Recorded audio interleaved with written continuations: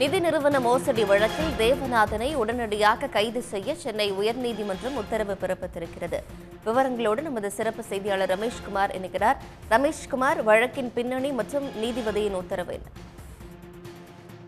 சென்னை மயிலாப்பூர்ல செயல்பட்டு வந்த தி Hindu permanent fund நிதி நிறுவனத்தினுடைய முதலீடு செய்த 100க்கும் மேற்பட்ட அந்த முதலீட்டாளர்கள் தான் பல கோடி ரூபாய் மோசடி செய்ததா தொடரப்பட்ட வழக்கில் தான் தேவநாதன், அந்த நிதிநிறுவன இயக்குநர் தேவநாத யாதவ் வந்து கைது செய்யப்பட்டு சிறையில் அடைக்கப்பட்டிருந்தார்.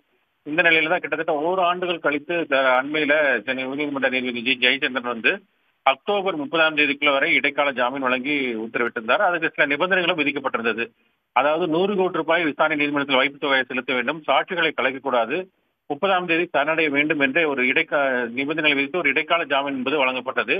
இந்த நிலையில தான் தேவநாத யாதவுக்கு மேலும் 1 வாரம் மட்டும் அவகாசம் வழங்கி மீண்டும் சென்னை உயர்நீதிமன்றம் உத்தரவிட்டது.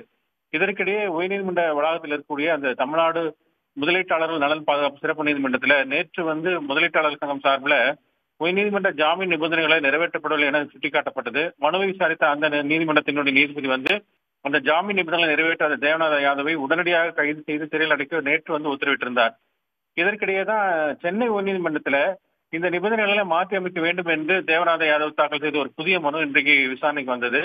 நீதிபதி தமிழ்ச்செல்வி முன்பு நடைபெற்ற இந்த விசாரணை என்பது வந்து தேவநாத யாதவ் சார்பில் ஆஜரான வழக்கறிஞர் வந்து ஜாமீன் நிபந்தனையை நிறைவேற்ற மேலும் கால அவகாசம் வேண்டும் என்றும் அனைத்து சொத்து ஆவணங்களையும் வந்து காவல்துறை தான் பறிமுதல் செய்துள்ளதாகவும் தெரிவித்திருந்தார். இந்த கால அவகாசம் போதுமானது இல்லை என்றும் விடுமுறை நாட்கள் போக குறைந்தபட்ச கால அவகாசம் மட்டும் என்று அவர் வந்து வாதிட்டார்.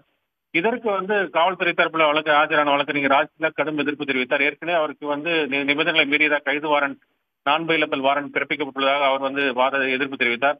அதே போல இந்த முதலீட்டாளர்கள் சங்கம் சார்பில் ஆஜரான வழக்கறிஞர் ஆர் திருமூர்த்தியும் கடுமையாக எதிர்ப்பு தெரிவித்தார். ஜாமீன் நிபந்தனை மாற்றி அமைக்க கூடாது என்று அவர் வந்து வாதிட்டார். இந்த அனைத்து தரப்பு வாதங்களை கேட்ட நீதிபதி மனுவை தள்ளுபடி செய்து அவரை உடனடியாக கைது செய்ய உத்தரவிட்டிருக்கிறார். இதனால் விரைவில் அவர் உடனடியாக கைது செய்வதற்கான வாய்ப்புகள் அதிகம் இருக்கிறது. உடனுக்குடன் செய்திகளை தெரிந்து கொள்ள சன் நியூஸ் பெல் ஐகானை கிளிக் பண்ணுங்க.